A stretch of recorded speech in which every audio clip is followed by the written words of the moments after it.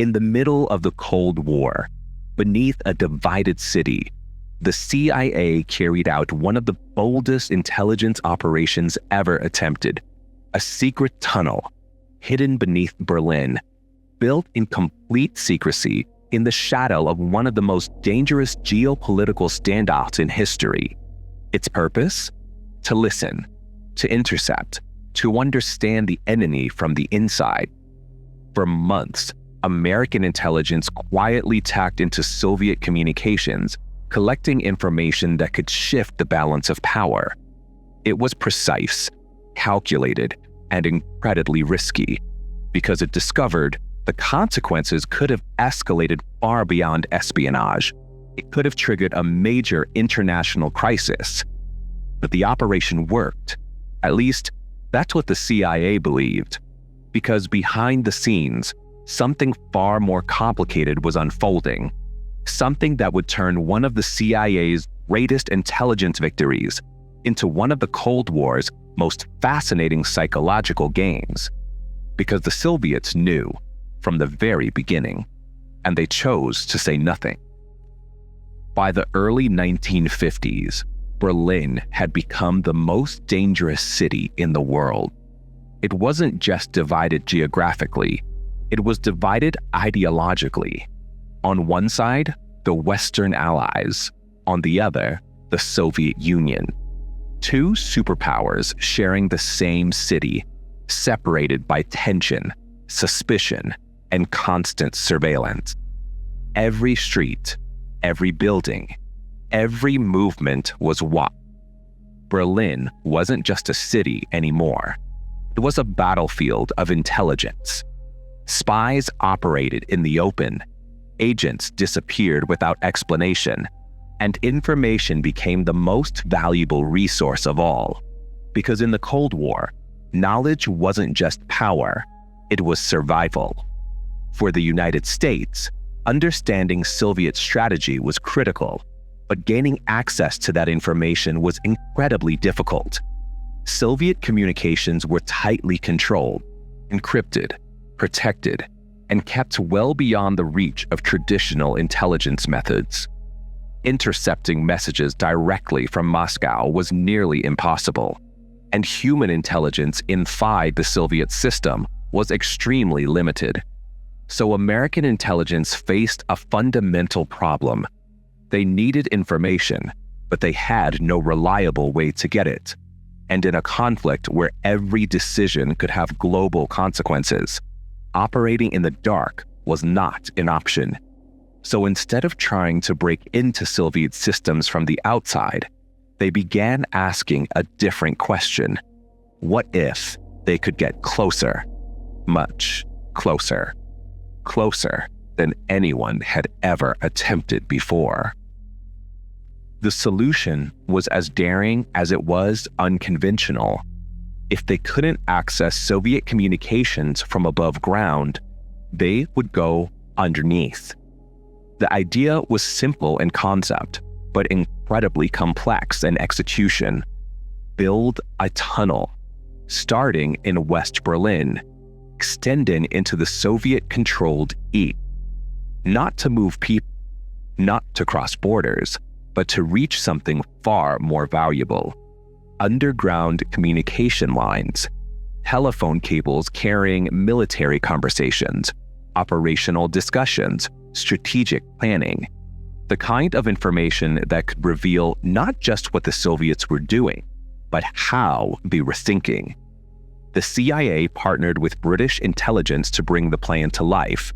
Engineers, technicians, and intelligence officers worked together in complete secrecy. Construction began quietly, carefully. Every detail had to be controlled. The tunnel had to remain undetected. Even the smallest mistake could expose the operation. The soil had to be removed without raising suspicion. The noise had to be minimized. The location had to be precise. Because they weren't just digging blindly, they were targeting specific communication lines. And as the tunnel extended deeper beneath the city, the tension grew. Because the closer they got to Soviet territory, the higher the risk became. If discovered, it wouldn't just be a failed mission, it could have been interpreted as an act of aggression, a direct violation, something that could escalate an already fragile situation. But the work continued, day after day, foot by foot, until finally they reached their target. When the tunnel was completed, the results were immediate. Communication lines were tapped, signals were intercepted, and for the first time, American intelligence had direct access to Soviet conversations. It was a breakthrough. Thousands of recordings were collected, military discussions, operational updates, routine communications that revealed patterns and habits. Analysts worked around the clock, listening, translating, interpreting. For the CIA, this wasn't just intelligence, it was clarity. Instead of guessing Soviet intentions, they could now observe them in real time. It was the kind of advantage that intelligence agencies rarely achieve. And for months, the operation continued without interruption, quietly, effectively, almost perfectly. It reinforced a powerful idea that with enough planning, enough precision, and enough patience, even the most secure systems could be penetrated. But there was one problem, a problem no one inside the operation fully understood at the time, because the information they were receiving was not entirely what it seemed. What the CIA didn't know was that the Soviets had already been informed about the tunnel. A British double agent had exposed the entire operation before it was even completed. They knew where the tunnel was. They knew what it was designed to do, and they had a choice: expose it immediately or let it continue. They chose the second option. Instead of shutting it down, the Soviets allowed the operation to proceed, but under their control. They carefully monitored what information passed through those lines. Some messages were real, others were adjusted. Some were delayed, others were allowed through intentionally, creating a controlled flow of information. Enough truth to make it believable, enough control to shape the narrative. It became a silent battle of intelligence, a game where both sides believed they were gaining the upper hand. The CIA believed they had achieved a historic breakthrough. The Soviets believed they were managing the situation from the shadows.